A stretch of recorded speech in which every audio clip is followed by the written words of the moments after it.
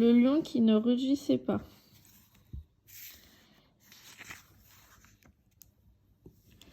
Splendor est un lion robuste, au corps caramel et à l'épaisse crinière fauve. Quand il bâille, sa gueule expose des crocs étincelants. Majestueux, il impressionne chacun par son allure tranquille. Splendor représenterait le lion idéal s'il n'avait pas un point faible, il ne rugit pas. Dans la savane, les animaux pensent que quelque chose lui manque dans la gorge, qu'un défaut l'empêche de crier. En réalité, il s'agit d'un secret bien différent, un secret que lui seul connaît. Un jour, il s'est rendu dans une grotte déserte, bien à l'écart, et il a hurlé pour la première fois.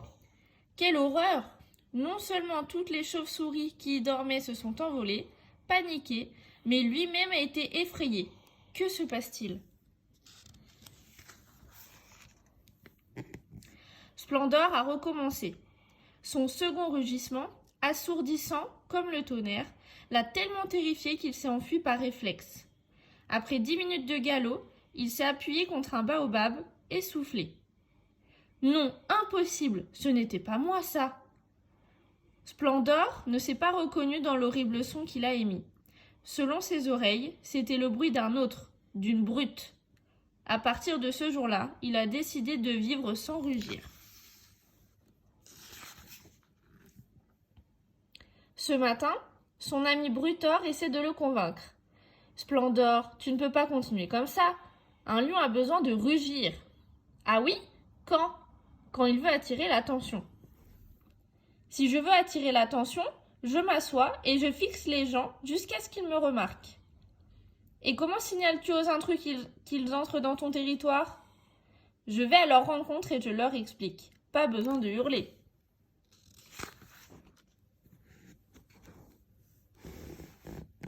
Il y a pourtant une chose que fait Gladiator, notre chef, mon père. Rugir pour prouver aux autres qu'ils doivent lui obéir. Ça montre qu'il est le plus costaud. Je ne souhaite pas qu'on m'obéisse. En cas de problème, je préfère convaincre les gens. Brutor soupire. Tant pis pour toi. Allons ensemble à la grande élection. C'est un jour exceptionnel. Aujourd'hui, comme chaque année, tous les habitants de la savane se réunissent dans la clairière aux palmiers, près de la source bleue, pour élire leur chef. Toutes sortes d'animaux y participent, mais la victoire se joue toujours entre quelques lions et quelques tigres. Ils commencent par dire « Votez pour moi, je suis le meilleur !» Ils se pavanent, ils roulent des muscles, ils racontent leur combat, puis ils se mettent à rugir. Généralement, le plus bruyant l'emporte. Splendor, lui, se tient à une bonne distance des terribles grondements. Du coup, il peut écouter les conversations autour de lui. Les gazelles se plaignent que les hippopotames, qui adorent s'enduire debout, viennent souiller la mare où elles boivent. L'eau a le goût de la terre.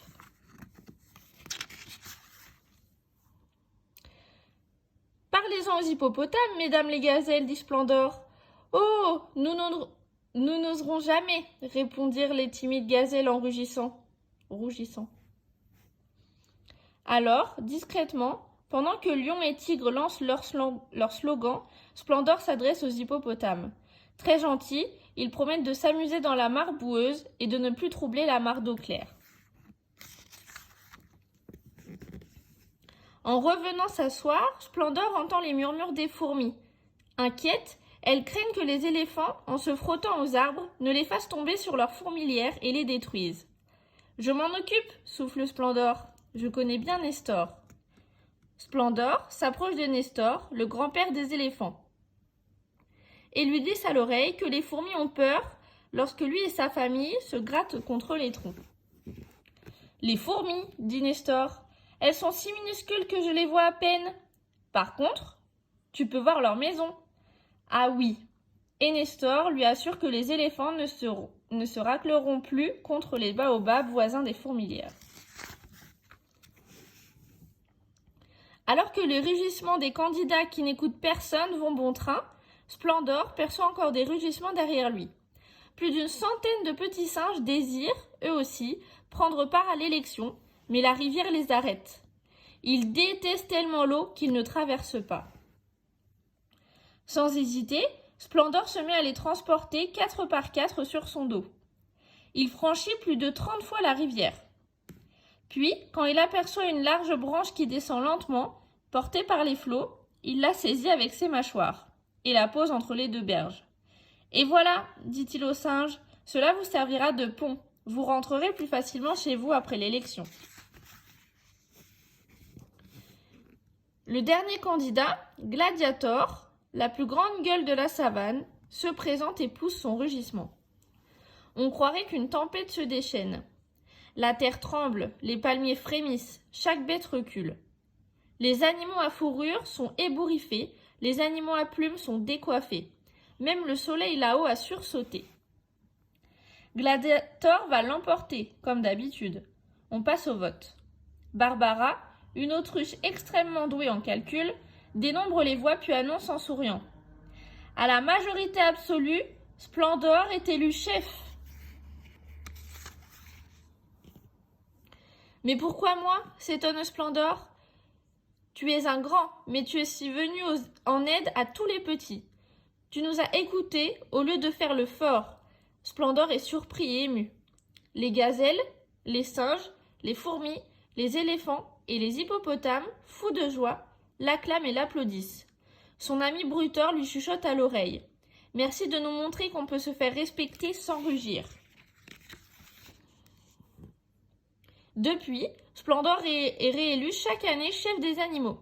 Il paraît même que le bruyant Gladiator s'entraîne à rester silencieux pour regagner le pouvoir. Quel balourd! Il n'a pas compris le deuxième secret de Splendor. Ce n'est pas se taire qui compte, mais écouter les autres.